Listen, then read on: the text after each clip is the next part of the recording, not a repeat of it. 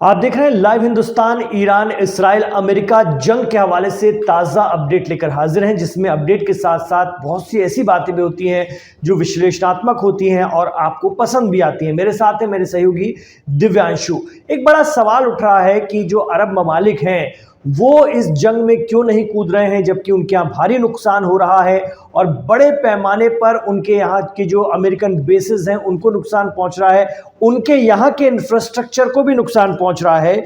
तो इसको लेकर के एक बात जब सामने आई तो कतर के पूर्व पीएम हैं हमाद बिन जासिम बिन जाबिर अल थानी, इन्होंने एक बात कही है और वो ये है कि, और ये बात उन्होंने यहाँ वहाँ या ऐसे ही मीडिया में नहीं कही, उन्होंने गल्फ कोऑपरेशन काउंसिल से कहा है कि किसी भी हाल में गल्फ देशों को यानी खाड़ी देशों को या अरब ममालिक को इस जंग में नहीं कूदना चाहिए, क्योंकि वो मानते हैं कि अगर गल्फ ममालिक इस जंग में किसी भी तरह से कूद पड़े तो अमेरिका दूसरे ही सेकंड पीछे हट जाएगा।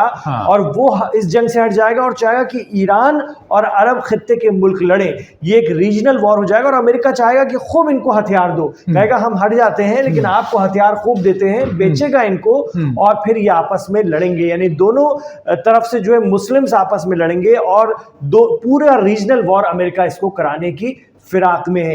यही वजह है और इस सच्चाई को ऐसा नहीं कि अरब देश जानते नहीं हैं, वो अच्छी तरह से जानते हैं और यही वजह है कि वो इस जंग का हिस्सा नहीं बन रहे हैं। बिल्कुल, अगर पुराना इतिहास भी अगर अमेरिका का देखें हम तो यही नजर आता है। चाहे वो वर्ल्ड वॉर के टाइम का भी देखें, कल हमने वो वीडियो भी बनाया था किस तरीके से उसने अपने आप को ऊपर ले जाने की कोशिश की, यानी दो लोगों को भिड़ाओ, दोनों को हथियार भेजो और फिर पैसे कमाओ, यही रणनीति उसकी रही है।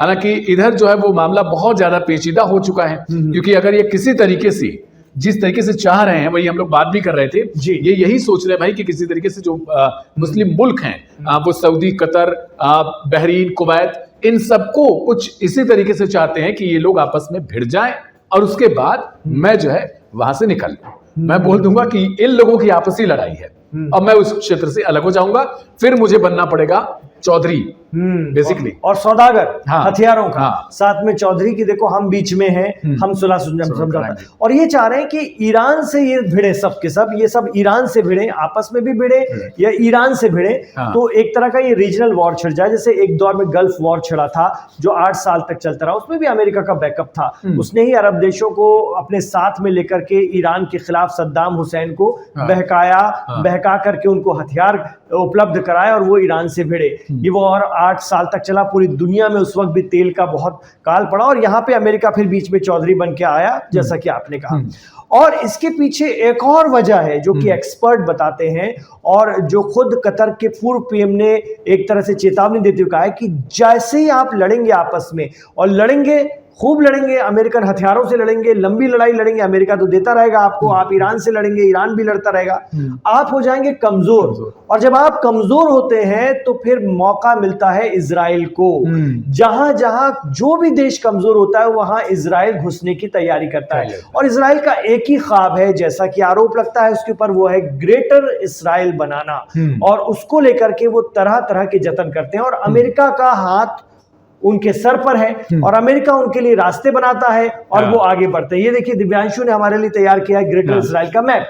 बिल्कुल, ये देखिए किस तरीके से जो ये एक तरीके से आप देखिए बेसिकली अगर इसराइल की बात करें तो वर्तमान इसराइल जिसे मान्यता है वो इधर पे स्थित है जी, इधर आपकी गाजा पट्टी हो गई और ये हो गया छोटा सा इसराइल, बहुत छोटा सा। अगर पूरे इस मैप पर अगर आप देख रहे हैं और वर्ल्ड मैप पे देखेंगे तो वो नजर ही नहीं आएगा आपको, एक तरीके से इतना ज्यादा छोटा है वो।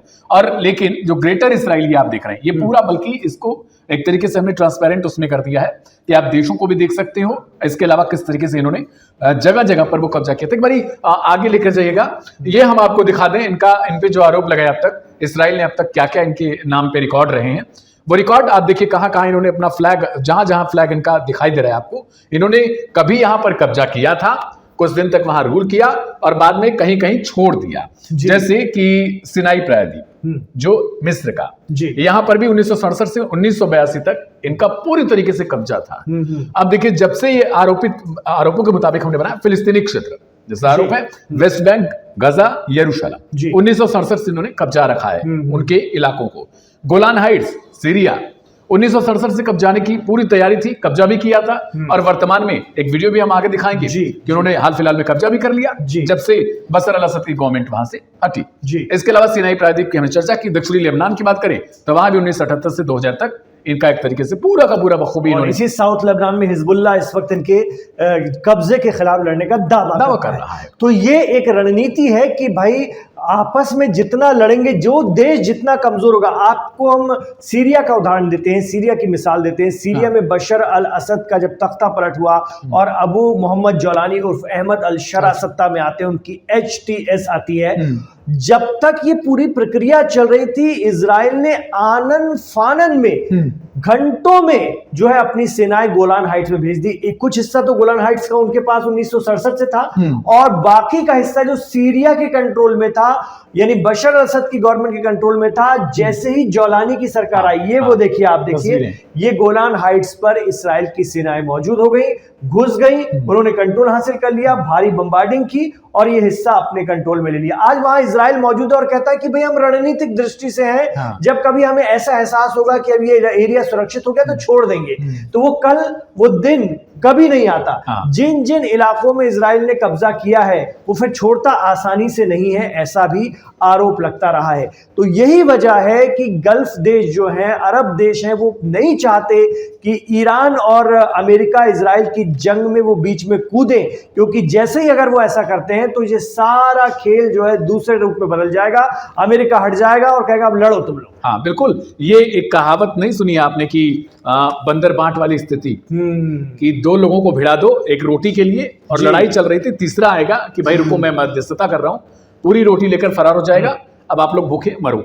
और यही कारण है कि जो स्थिति बनती जा रही है। हालांकि इस वक्त जो अरब की कंट्रीज हैं, अरब मुल्क हैं, वो बहुत ज्यादा एहतियात बरत रहे हैं, इसीलिए बरत रहे हैं। हाँ जी, उनको पता है कि ये चीज की देखो अगर किसी तरीके से हम इनके झांसे में आए, क्योंकि भिड़ा तो इन्होंने दिया ही है, इन्होंने लंका तो लगा रखी है, लेकिन अगर हम पहुंचते हैं उस स्थिति में और हम भी गोला बारूद तानने लगते हैं, क्योंकि अभी जो लड़ाई चल रही है अगर आप देखेंगे तो ये एक तरीके से अमेरिका, इस्राइल और ईरान की है जी।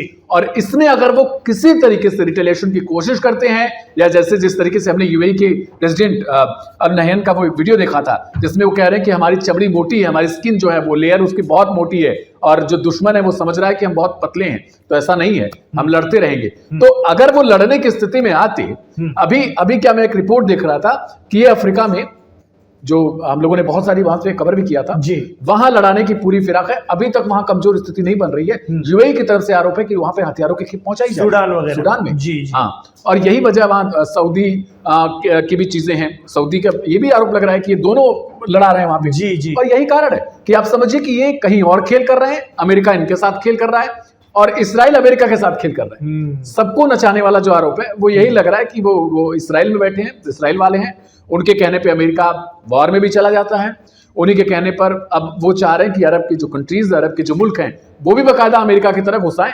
और एक बार जैसे ही वो आते हैं, अमेरिका वहां से निकल लेगा, इन लोगों को भिड़ा के छोड़ देगा कि अब ये लड़ाई जो है वो खाड़ी की है, वो हमारी नहीं है। क्योंकि सारा खेल अगर आप समझेंगे तो अल्टीमेटली तेल की तरफ जाता है। खार्ग जैसे आइसलैंड पर जब हमला किया जाता है तभी इनकी तरफ से कहा जाता है कि वो आप समझिए कि ईरान का कोहिनूर अगर कोई कहा जाता है तो वो खार्ग द्वीप है। और वही कारण है कि ये चाहते हैं कि वहां पर हमला करो और ईरान का सबसे ज्यादा तेल जो है उसी आइसलैंड के सहारे निकलता है। और यही वजह है कि अब पूरी की पूरी रणनीति, पूरा का पूरा जो खेल है वो घूम फिर कर यहीं पहुंच आया है। और वो जो पूर्व प्रधानमंत्री कतर की, उनकी तरफ से बिल्कुल सही एक तरीके से वो बिल्कुल। और ये सिर्फ उनकी तरफ से कही गई बात नहीं, कई सऊदी के अधिकारी भी सोशल मीडिया पर ये कहते रहे हैं कि इजराइल के लिए अमेरिका हमको छोड़कर निकल गया है।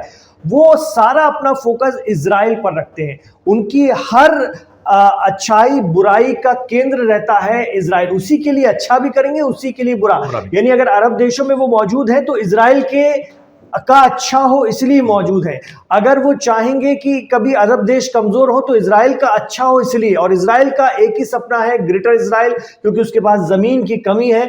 और कई उनके लीडर एलानिया तौर पर बोल चुके हैं, जिनके वीडियो सोशल मीडिया पर हैं, वो कहते रहे कि हमारा है लक्ष्य कि हमारा जो है नील नदी से लेकर के दरियाए फरात तक, यानी मिस्र से लेकर के इराक तक जितना भी इलाका है वो हमारा है। और ये हमारा आज से नहीं बरसों से, और एक ना एक दिन हम उसे पाकर रहेंगे और हमेशा पाने के लिए प्रयासरत रहेंगे। तो जब जब उनको मौका मिलता है कि कोई कमजोर हुआ, वो वहां पर हावी हो जाते हैं, जिसका सीधा उदाहरण सीरिया है जो हमने आपको बताया।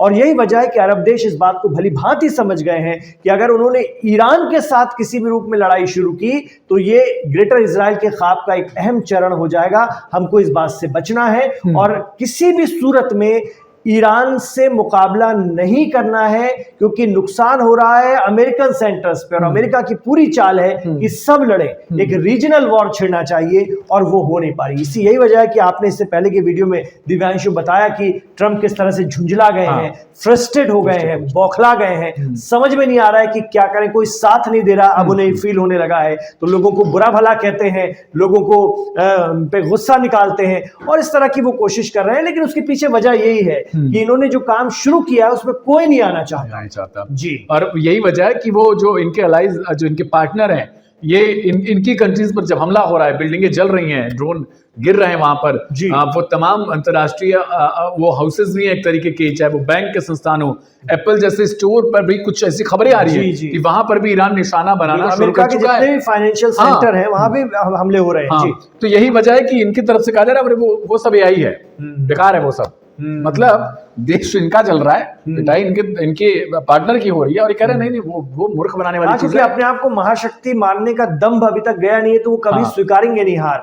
इजराइल में भी जितना नुकसान हुआ है वो कभी नहीं बताएगा, क्योंकि अमेरिका और इजराइल इसको बात को छिपा लेते हैं और भारी सेंसरशिप है। और अब यही बात इन्होंने इनको भी बता दी है, इसलिए इनके यहाँ भी सेंसरशिप है और सजा देंगे, इस तरह की धमकियां दी जा रही है। कई लोगों को गिरफ्तार भी किया कि इसके वीडियो मत बनाओ, हमले के वीडियो मत बनाओ, और अगर कोई वीडियो चल भी रहा है तो उसको कह दे रहे हैं ये एआई। तो आप छुपा सकते हैं, लेकिन जो हो रहा है वो दुनिया जानती है। दुनिया बहुत छोटी हो गई है, लोगों को सब पता है कि क्या हो रहा है, कहां क्या हो रहा है। आप छिपाइए, आप पुराने तौर तरीकों से छिपाइए, लेकिन असलियत सबके सामने है। बहरहाल ये था हमारा आज का भी ये वीडियो, जिस पर हम आपके लिए विश्लेषण लेकर आए। कैसा लगा आपको, और अरब देशों का ये निर्णय कितना सटीक, कितना सही है, हमें कमेंट बॉक्स पर जरूर बताइएगा। और आपसे गुजारिश रहेगी चैनल को लाइक करते जाइए वीडियो को, और चैनल को सब्सक्राइब भी करते जाइए, ज्यादा से ज्यादा शेयर भी कीजिए हमारे वीडियो को। लौट रहे हैं अगले अपडेट के साथ।